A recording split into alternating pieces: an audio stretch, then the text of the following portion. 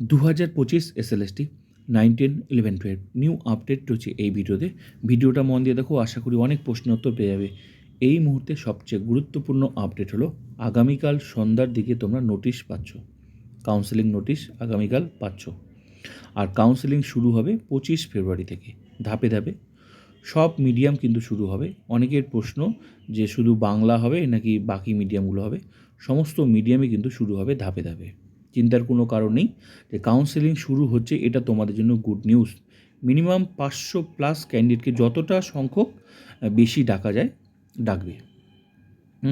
আর আগামীকাল তোমরা কাউন্সেলিংয়ের নোটিশের সাথে তোমরা ভ্যাকেন্সি লিস্ট পাবে, ইন্টিমেশন লেটার, সব কিছুই তোমরা পাবে। ঠিক আছে, কাউন্সেলিংগুলো কিন্তু ধাপে ধাপে শুরু হবে।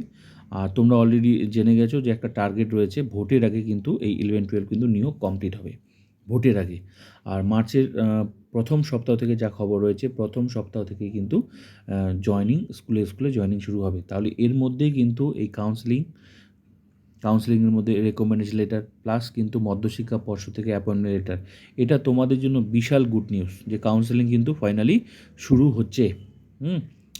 তো আগামীকাল আমার মনে হয় না আর মিস যাবে। ঠিক আছে, আর কাউন্সেলিং কিন্তু শুরু হচ্ছে তোমার ওই 25 ফেব্রুয়ারি। তো গুড নিউজ তোমাদের জন্য। আর অনেকেই তোমরা টেনশন করছো যে কি হবে, কেস চলছে বিভিন্ন রকম, কলকাতা হাইকোর্টে ক্যান্সেল হবে কি হবে না। দেখো, এগুলো টেনশন করে কোনো লাভ নেই, কারণ এই পরীক্ষাটা বোঝার চেষ্টা করবে। এই পরীক্ষাটা অলরেডি ক্যান্সেল হয়েছে। একটা পরীক্ষা কয়বার ক্যান্সেল হয়? এটা কোনো সাধারণ পরীক্ষা নয় যে নতুন করে হচ্ছে, ব্যাস।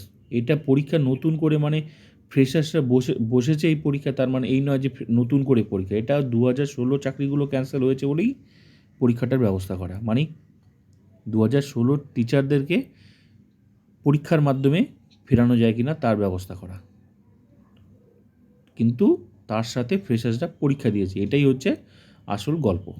ঠিক আছে, তার মানে এই নয় যে এই পরীক্ষাটা ইন সার্ভিসদের নয়, অ্যাকচুয়ালি এই পরীক্ষাটা ইন সার্ভিসদের জন্যই হয়েছে। ঠিক আছে, সুপ্রিম কোর্টের লাস্ট অর্ডার তোমরা দেখে নেবে কি বলেছে, যে এই পরীক্ষায় ফ্রেশার্সরা কেন। তার মানে অলরেডি সুপ্রিম কোর্ট কিন্তু জেনে গেছে যে এই পরীক্ষা কেস চলছে বিভিন্ন রকম।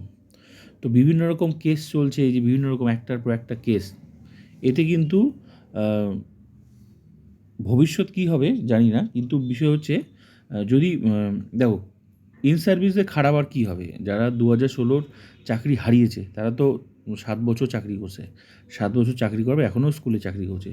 তো 10 বছর আগে পরীক্ষা দিয়ে তাদের হারানোর কিছু আর কি আছে তাদের জীবনে? কিছু নেই। তো যে অর্ডারটা আছে সুপ্রিম কোর্টের, সেই অর্ডারটার কী লেখা আছে তোমরা একটু, আমার বলার দরকার নেই, সেই অর্ডারটা একটু পড়ে নেবে। আর সেই অর্ডারের ভিত্তিতে পরীক্ষা হয়েছে কি হয়নি সেটাও একটু পড়ে নেবে। তো এরকম অনেক কেস চলছে।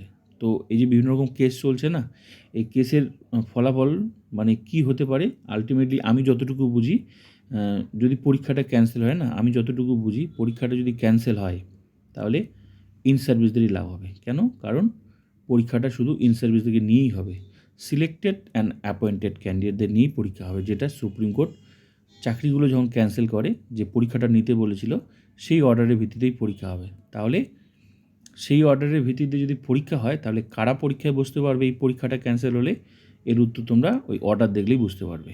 ঠিক আছে, তো ওই নেগেটিভ চিন্তা করে লাভ নেই, পজিটিভ থাকার চেষ্টা করো। ঠিক আছে, আর একটা পরীক্ষা অলরেডি ক্যান্সেল হয়ে গেছে, দ্বিতীয়বার সহজে ক্যান্সেল হবে না। ঠিক আছে, আর যদি ক্যান্সেল হয় তাহলে কিন্তু কাদের লাভ কাদের ক্ষতি সেটা বুঝতে হলে তোমাকে অর্ডারটা দেখতে হবে।